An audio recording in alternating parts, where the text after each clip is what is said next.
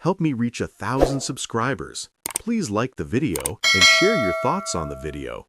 Your feedback helps make the contents better. Now let's get to the story. I stood frozen in my own hallway, my hand still gripping the early retirement package papers worth $3.2 million, listening to my wife's voice drift from the kitchen. "Yes, Mom, I've already contacted the lawyer. He doesn't suspect a thing.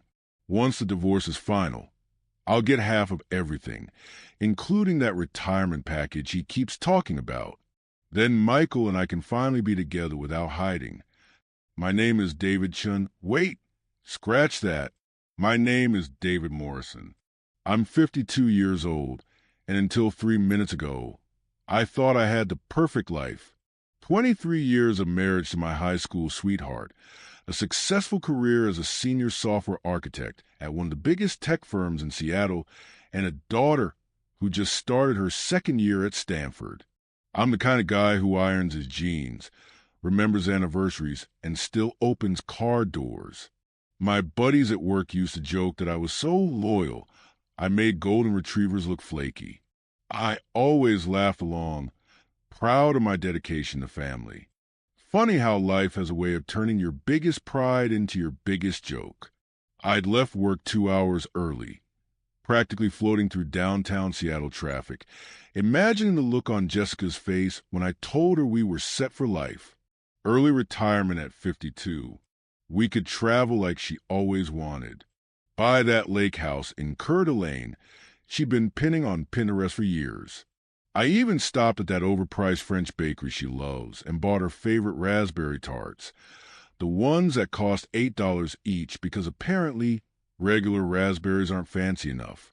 The Michael she mentioned, that would be Michael Patterson, my former best friend since college, the guy who was best man at our wedding, the guy whose kids call me Uncle David, the guy who I lent $15,000 to last year when his business opportunity needed seed money. If you're listening right now, help me prove something wrong. My mother said I wouldn't even reach 1,000 subscribers, but I believe stories like this deserve to be heard. Help me show her that these stories matter.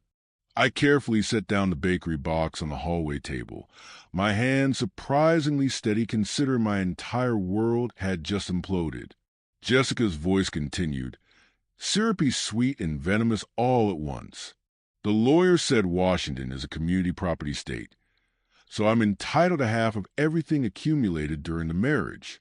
That retirement package? Half mine. The house? Half mine. His 401k? You guessed it, half mine." She laughed, that tinkling laugh I'd always found charming. Now it sounded like breaking glass. "I've been playing the devoted wife for 23 years, Mom. I think I've earned an Oscar and half his money, don't you? Michael and I have been planning this for 8 months. We're thinking Bali for the honeymoon. Somewhere David would never take me because he's too busy being boring and responsible. 8 months. I did the mental math, feeling sick. 8 months ago was June, right after my promotion, right after I'd taken her to that expensive restaurant to celebrate and told her things would be different now. I'd have more time for us. She'd smiled and toasted to new beginnings. I guess we just had different beginnings in mind. Here's the thing about being a software architect for 28 years. You learn to think systematically. You learn to spot problems before they become catastrophic. You learn to build solutions from the ground up. And most importantly, you learn patience. The best code isn't rushed. It's carefully crafted, tested, and executed precisely. I pulled out my phone and started recording, holding it around the corner where I could capture her voice crystal clear. She was really on a roll now. David, so predictable, it's pathetic. Every Tuesday, he goes to that gym. Every Friday, he does game night with those loser friends of his. Every Sunday, we have dinner at his brother's house. His entire life is a spreadsheet. Michael is spontaneous, exciting. Last week, he surprised me with a weekend in Vancouver, while David thought I was at that spa retreat. The spa retreat I'd paid for. $2,000 for what I thought was my wife getting some much-needed relaxation. Apparently, she was getting something else entirely. I backed silently toward the front door, slipped outside, and sat in my car. My hands were shaking now, the adrenaline finally kicking in. 23 years. 2 decades of loyalty, of sacrifice, of choosing her over job opportunities in other cities, of missing guy trips because she wanted me home, of being the boring, responsible husband who apparently was nothing more than a retirement plan with legs. But here's where Jessica made her fatal mistake. She forgot who she married. I didn't just stumble into a senior position at a major tech company. I got there by being smarter, more strategic, and more patient than everyone around me. In chess, they call it the long game. In software development, we call it architecture. In life, I call it payback. I spent the next hour in my car, making phone calls. First to my lawyer, Tom Hendricks, who I'd worked with on various contracts over the years. Tom, I need you to not be my friend right now. I need you to be the most cutthroat divorce attorney you can recommend. David, what's going on? You and Jessica seem solid. Seem is the operative word. Who's the best? He gave me a name. Patricia Volkov, a lawyer with a reputation for leaving opposing counsel weeping into their briefcases. She's expensive, but if you want someone who plays to win, she's your woman. Fair warning, though. She doesn't take cases unless she's confident in victory. She hates losing more than she loves money. Next, I call my HR department. Hey, Jennifer, it's David Morrison. Quick question about that retirement package. What's the timeline for finalizing everything? Well, you signed today, so it'll process through payroll over the next 48 hours. The lump sum will hit your account by Wednesday. Why?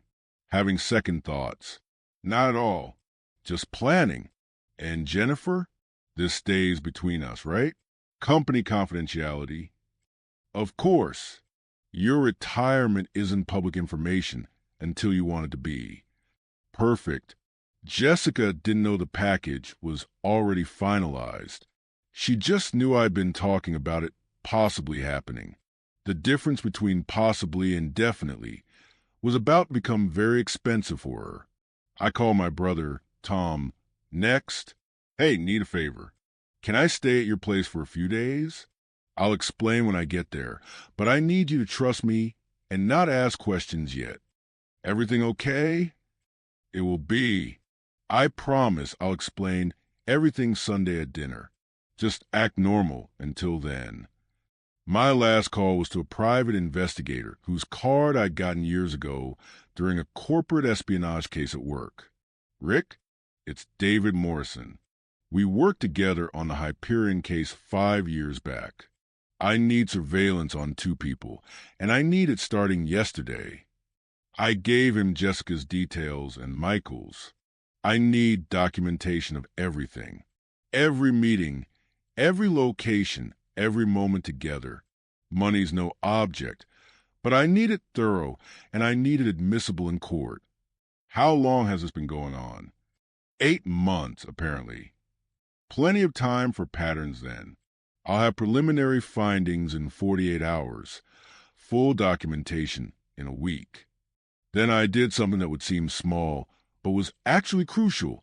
I went to the bank and opened a separate account, transferring half of our joint savings into it.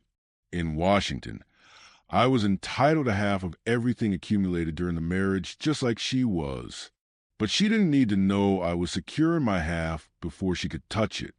I left exactly half in the joint account, 50 cents in all, because Patricia would later tell me that precision matters in court. It shows you were fair, not greedy. By Wednesday, the retirement package hit my new account. $3.2 million, beautiful and untouchable in an account Jessica didn't know existed. I'd received the package before filing for divorce, which meant it wasn't marital property, yet if I played this right. I met Patricia Volkov Thursday morning. She was exactly as advertised, sharp-eyed, impeccably dressed, with an expression that suggested she ate opposing counsel for breakfast and used their tears as coffee creamer. "Mr. Morrison, Tom speaks highly of you. Tell me everything." I played her the recording. Her expression didn't change, but I saw her fingers tap once on her legal pad. That was her tell. I'd learn later. One tap meant she was interested. Washington is a no-fault divorce state, so adultery doesn't technically matter for the divorce itself. However, it matters immensely for asset division, especially if we can prove dissipation of marital assets, meaning she spent your joint money on her affair. Those hotel receipts, the trips, all of it. We can argue she wasted marital funds on her relationship with Mr. Patterson. What about the retirement package? When did you receive it? Wednesday, 2 days after discovering the affair, but before filing any paperwork. She smiled. It wasn't a nice smile. It was a smile of a predator spotting prey. Then we have a strong argument. It's separate property, especially since you haven't commingled it with joint funds. You received it as a result of your individual labor, and if we file quickly, we can establish it as separate before she even knows to fight for it. There's more. I showed her the bank statements I'd pulled. See these charges? Vancouver Ritz-Carlton, $3,400. She told me she was at a spa retreat in Spokane, which I paid for separately. Here's $2,800 at a hotel in Portland. Same weekend she was supposedly visiting her sister. I've got 8 months of this. Patricia's finger tapped, twice this time. That meant she was very interested. "Mr. Morrison, I'm going to be frank with you. I can make this divorce very, very expensive for your wife. But I need you to promise me something. You follow my instructions exactly. You don't confront her. You don't tip your hand. You act like everything is normal until I say otherwise. Can you do that?" I thought about 23 years of marriage, of the daughter we shared, of the life I'd built on what I thought was solid ground. Then I thought about Jessica laughing about how boring and predictable I was while planning to take half of everything I'd earned. I can be patient. I've been patient for 23 years. What's a little longer? Now, here's where some people might say I should have just walked away, taken my half, and started over. But those people never watch someone they love treat their entire marriage like a business transaction. They never heard themselves described as a retirement plan with legs. Jessica wanted to play financial games? Fine, but she was playing checkers while I was setting up chess. You know what? I just realized the story is getting intense. And if you're still listening, you're probably exactly the kind of person who appreciates how these situations really unfold. Hit that subscribe button, because what happens next proves that patience isn't just a virtue. It's a weapon. For the next 2 weeks, I was the perfect husband. I came home at normal times. I smiled. I asked about her day. When she mentioned her spa friend Karen, I nodded along, knowing full well Karen was a fictional alibi, and she'd actually been in a hotel room with Michael. I even agreed when she suggested we should reconnect with Michael and his wife for dinner soon. "That sounds great, honey," I said, wondering if she could hear the irony dripping from my words. It's been too long since we've seen them. Rick, the PI, was earning every penny I paid him. By week 2, I had photos of Jessica and Michael at restaurants, holding hands in his car, entering hotels together. My favorite was them at a jewelry store in Bellevue, where apparently Michael was looking at rings. With what money, I wondered. Oh, right, probably the $15,000 he still owed me. Patricia filed for divorce on a Friday morning, exactly 2 weeks and 3 days after I'd overheard Jessica's phone call. The timing was strategic. Friday meant Jessica would have all weekend to panic before she could reach her lawyer on Monday. The petition included a motion for immediate temporary orders, securing all assets in place until court could divide them. I had Rick deliver the papers personally at 2 p.m., right when I knew she'd be home from her book club. which was actually just a drinking with her actual friends while she complained about me based on Rick's surveillance notes. I wasn't there for the delivery. I was at Tom's house, watching from a security camera feed.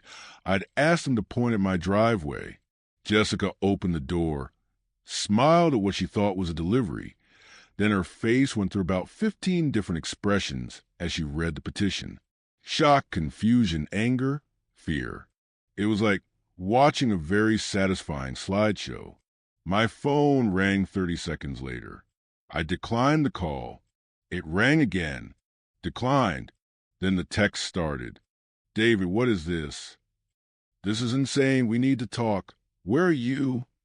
This is a misunderstanding. Answer your phone. Please, we can work this out. I blocked her number and settled in to wait. In chess, after you make a strong opening move, you wait for your opponent to respond. Patience. Monday morning, Patricia called me. Her lawyer reached out. She's hired Mitchell Crane. Is he good? He's adequate. More importantly, he's already making mistakes. He called demanding we withdraw the petition, claiming you're being rash and emotional and that we should try mediation first. What did you say? I said we'd be happy to mediate.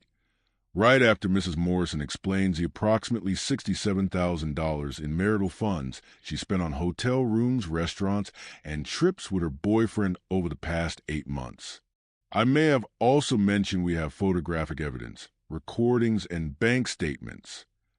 And he got very quiet and said he'd call back. Phase 2 of my plan involved my daughter, Emma. She was 20, smart as a whip, and home for spring break. Jessica had apparently planned to break the news to her gently, painting me as the bad guy who suddenly abandoned the family. What Jessica didn't know was that Emma had already called me, crying, after her mother tried to feed her some story about me having a midlife crisis.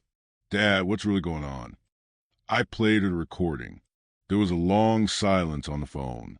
That's Mom? Talking about you like that. I'm sorry you have to hear this, Em. I'm sorry she's apparently a terrible person. What are you going to do? Would you be okay if I did what needed to be done? It might get ugly. Dad, you've been nothing but good to her for my entire life. Do what you have to do. Having Emma's support meant everything. It also meant Jessica had lost her primary sympathy card. The mediation was scheduled for 3 weeks out. In that time, Rick compiled a dossier that would make the FBI jealous. Every hotel stay, every restaurant, every moment Jessica and Michael spent together. He even found out that Michael had told his wife he was working late or on business trips during these encounters. His wife, Rebecca, had no idea. I made a decision then that some might judge me for, but I've never lost sleep over it. I called Rebecca. Rebecca, this is David Morrison. I need to talk to you about something, and I'm sorry to be the one telling you this. I told her everything, offered to send her copies of the evidence. There was crying, understandably. There was anger, justifiably. And then there was something I didn't expect. Gratitude. David, thank you for telling me. I felt crazy for months, like something was wrong, but I was imagining it. You just confirmed I'm not insane. I'm sorry you're going through this. I'm sorry we both are. But David, make them pay. I'm going to do the same. And that's how Jessica and Michael's affair ended up costing them both their marriages simultaneously. Michael got served with divorce papers the same day Jessica got her mediation documents. Patricia later told me Rebecca's lawyer called her for advice, and they coordinated their strategies. Michael was about to learn that $15,000 loan I gave him would be the least of his financial problems. The mediation was beautiful in its brutality. We sat in a conference room, Patricia and me on one side, Jessica and Mitchell Crane on the other. Jessica looked like she hadn't slept in days. Good. Mitchell opened with a speech about how divorce was unfortunate, but we should try to be amicable and fair. Patricia let him finish, then slid a folder across the table. This is documentation of Mrs. Morrison's affair with Michael Patterson, including $67,000 in marital funds spent on hotels, travel, and entertainment related to this affair. We're prepared to argue dissipation of marital assets, which in Washington can result in the court awarding the innocent spouse more than half to compensate for the wasted funds. Jessica's face went white. Mitchell opened the folder, and I watched his expression change as he flipped through photos, bank statements, and the timeline Rick had created. Additionally, Patricia continued, we're contesting any claim to Mr. Morrison's retirement package, as it was received as individual compensation after the marriage had effectively ended, even before papers were filed. That's ridiculous, Mitchell said, but his heart wasn't in it. The retirement package is clearly marital property.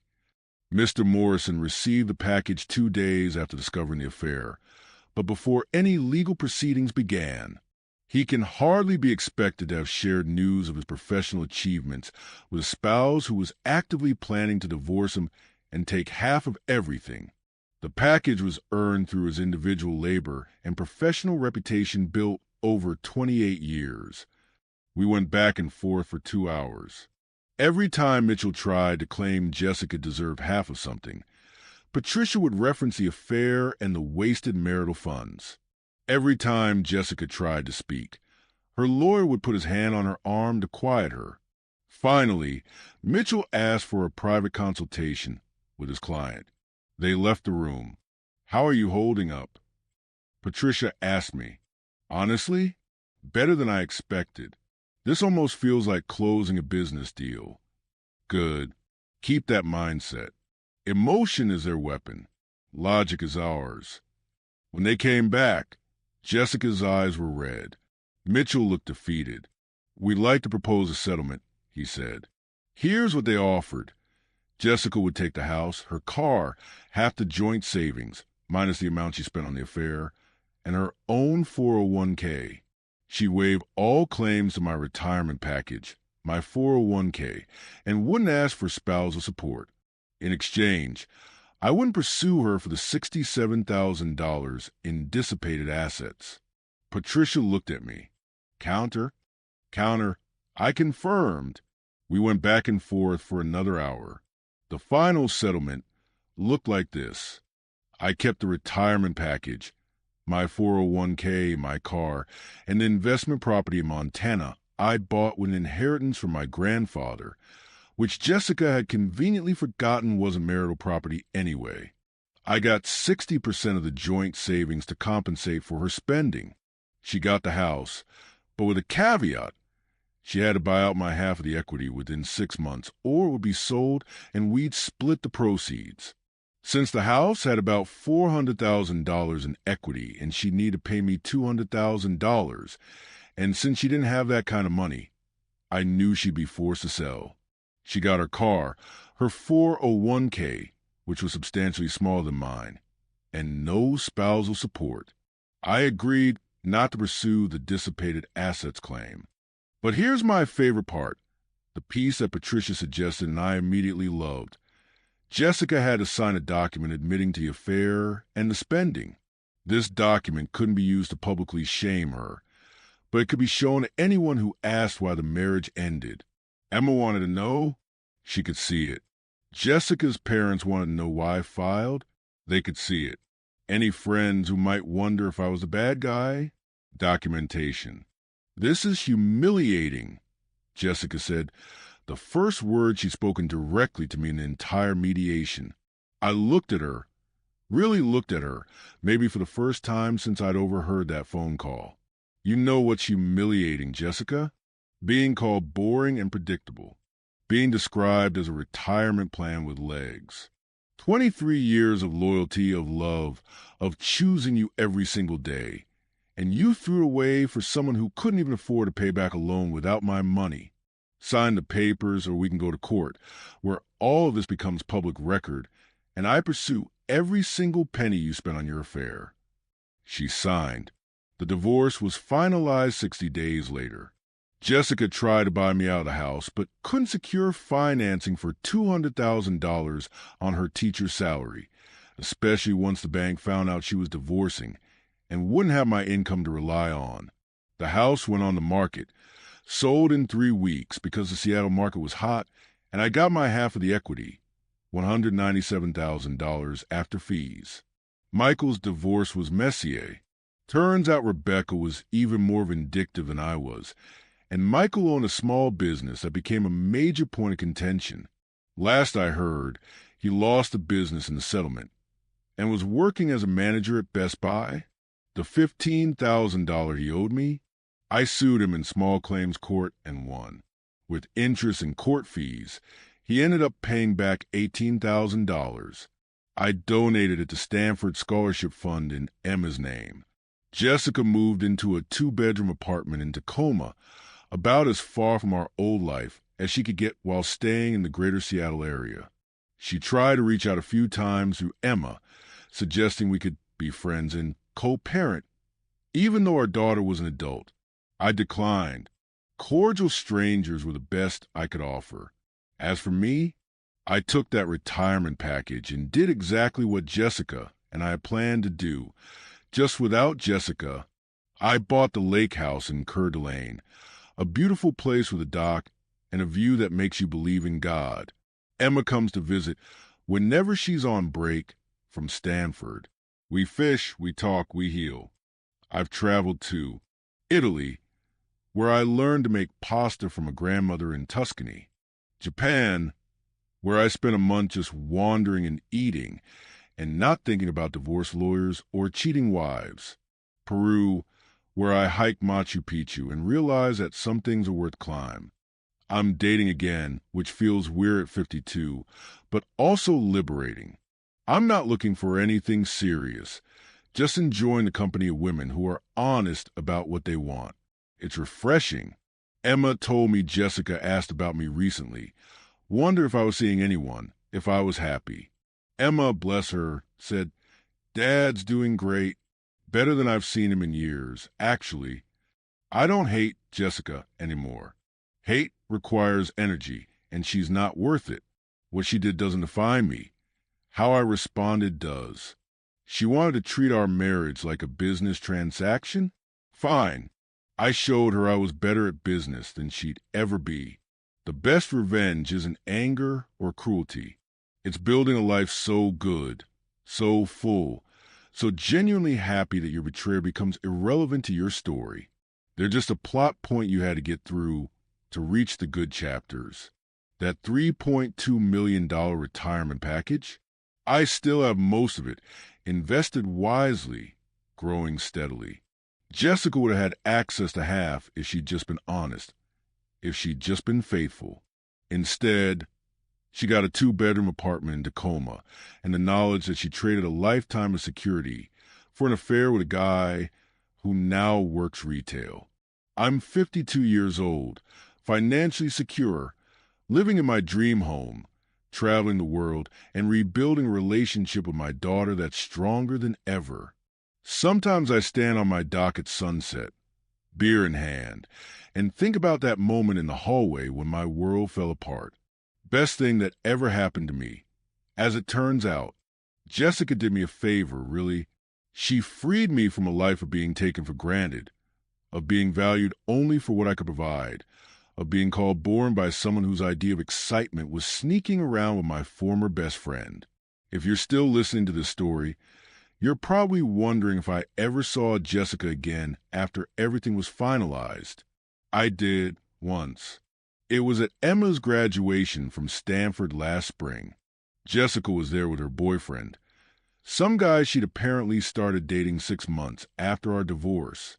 He seemed nice enough, worked in finance or something. She tried to talk to me, started with, "David, you look good." "Thanks," I said. "Life's been treating me well." "I've heard. Emma says you bought that lake house we talked about." "I did." There was an awkward pause. Then she said the thing I'd been waiting 2 years to hear. "I'm sorry for everything. I was stupid and selfish, and I threw away something good." I looked at her, really looked at her. She'd aged in 2 years, not badly, but you could see the stress around her eyes, the weight of her choices. Jessica, I forgave you a long time ago. Not for you, but for me. I hope you're happy. I genuinely do, but we're done and we'll stay done. Enjoy the graduation. I walked away and didn't look back. Emma found me later, hugged me tight, and said, "Thanks for being the bigger person, Dad. Always, sweetheart. Always." That night, I flew back to Coeur d'Alene, to my lake house, to my life. I sat on the dock, looked at the stars reflecting on the water, and smiled. Boring and predictable? Maybe, but I was boring and predictable all the way to the bank, all the way to my dream house, all the way to a life Jessica could have shared but chose to throw away. And that, more than any legal victory or financial settlement, was the perfect revenge. If you made it to the end of David's story, you're part of something special. Drop a comment below and tell me where you're watching from. I want to know if the story reached you in Manila, Toronto, New York City, or anywhere else in the world. We got an amazing community here, with viewers from the Philippines who always show up with the most heartfelt comments, our Canadian friends who never miss an upload, our New York listeners who watch during their commute, and viewers all across the United States who've made this channel what it is. You all prove that real stories connect us no matter where we are. Hit that subscribe button, smash the like, and let me know in the comments, what would you have done in David's situation? Your support means everything, and I'll see you in the next story.